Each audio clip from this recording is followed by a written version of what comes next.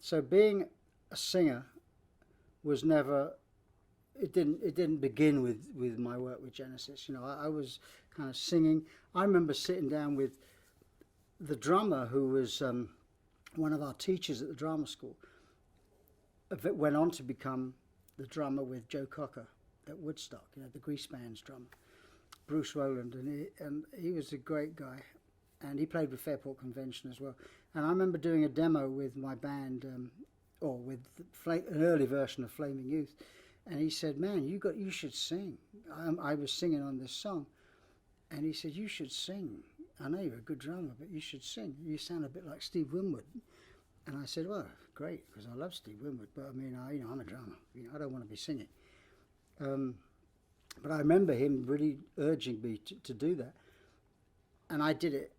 You know, I was always the second voice. We did stacked harmonies in the studio, but certainly with the Lamb, most of those harmonies were me. And when we sang live with Genesis, I was always really the only other voice. With I Know What I Like, you know, that was me and Pete as a duet. I did all the backing vocals.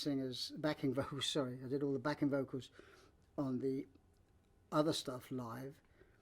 So kind of, I wasn't actually finding myself. I was just, this was another asset that I brought to the band. But I never thought that the singer would leave, you know. People said I sounded like Pete. Well, the only reason I could think of was the melodies were written melodies, so you sang the melody. You know, some people would think that was the melody that Peter had made up, but these were the melodies that were written with the composition of the thing, so therefore I was singing the same melody. That would have sounded somewhat like Peter. Our range may have sounded something similar. And also my voice had been on all the records. You know, I'd been the backing vocals on The Lamb. I'd done duets. I'd done my own individual vocals. You know, my voice was a familiar thing. So I think that's why people thought that we sounded alike. But as the show went on, you know, I got more confident that first show. The only thing I did put on a hat and a coat for was robbery, assault and battery, because that was a kind of an Artful Dodger moment in the show, and I felt I could do that without feeling like it's someone else's shoes. So I did that, but otherwise it was all just me and a microphone stand. And it took me years, absolutely years, to take the microphone off the stand. That became my drum kit. That became my security blanket between me and the audience. You know, eventually I got confident enough to walk around with a handheld mic, which if you'd have told me I'd ever be doing that back in '76, I'd have said, no, you're crazy. I'll never have the confidence to do that.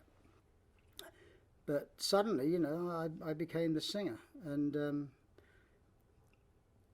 I always kept the drum kit on stage because there was always lots of moments with the older material and even some of the new material at that point where I was playing drums. You know, when I went back to the drums, Chester stopped, which was great. It was interesting visually, you know, and what we lacked in, what we were missing in the visual department with Peter not being there in his costumes, we suddenly had another facet, which was two drummers together, one drummer, another, you know, it was mixing it up a bit.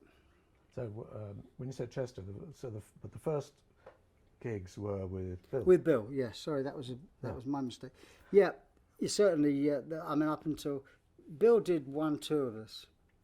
He did the Trick of the Tail tour, and then he had enough.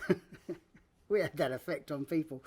No, he wanted to be part of the music. He was, you know, his job in Genesis was to play what I played, you know, and he brought something else to it as well. But he didn't like playing the same thing every night, you know. And I was a pretty, you know, hard taskmaster, I suppose. You know, certain things were written, although I had the most freedom in the band to play the way I wanted to play. There were certain things that were kind of, you know, weren't negotiable, and I think he probably found that a little frustrating. So eventually, and he left. And in those very first concerts, you're not the drummer, you're the singer, with occasional journeys back to the drums. Mm-hmm. How did it feel? I mean, just emotionally, like you're giving up a part of you when Bill was playing instead of you.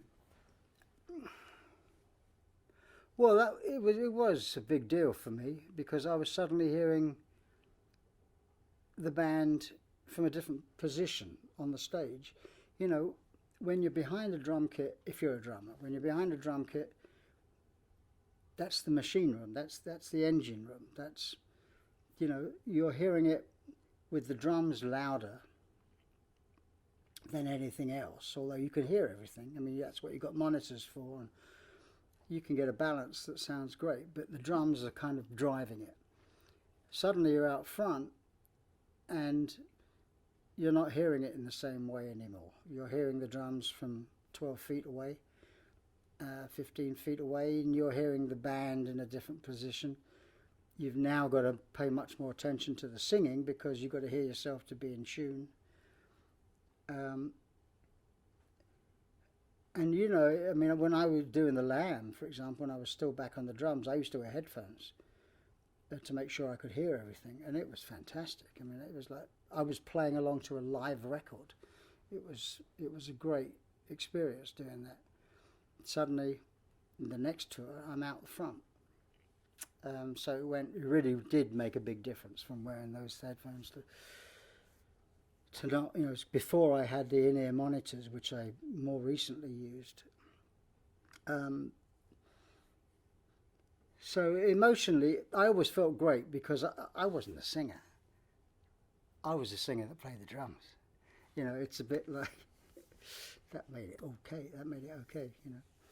So I just got to tell you this John Cleese, he went, there was a famous sketch, and the accountant sketch, you know, of the Python, where he said, I want a job. He said, but, you know, what is your qualifications? Well, you know, and he said, I'm sorry, you're boring, you're sort of got no ambition, and so you're perfectly qualified to be an accountant, right? And then there was an interview with John Cleese saying, well, I suddenly realised after that sketch that I was meeting my accountant the next day. And I thought, my God, if he saw the show, I insulted him. So he said, he met his accountant. He said, hi, how you doing, John? He said, very good. Listen, did you see the show last night? And he said, yes, I did. He said, oh, I'm sorry, ever so sorry about that sketch. You know, the accountant sketch, you know, I only wrote half of it, and it, you know, it wasn't meant to be enough. He said, I wasn't offended. I'm a chartered accountant. So it was a bit like me being a singer, you know, and a drummer.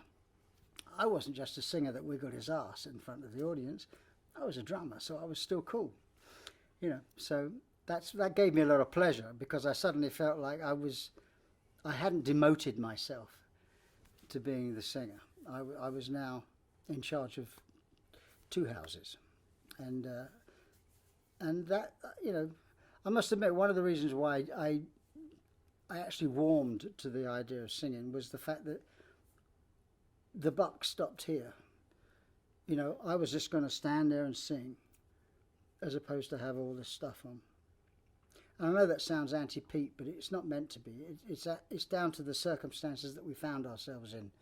Peter, we were, you know, he had followed his path, which had involved more costumes and more visual aids and more ways of getting the lyrics across in a situation where sometimes the lyrics were inaudible, you know, and I wanted to bring us back to this is what you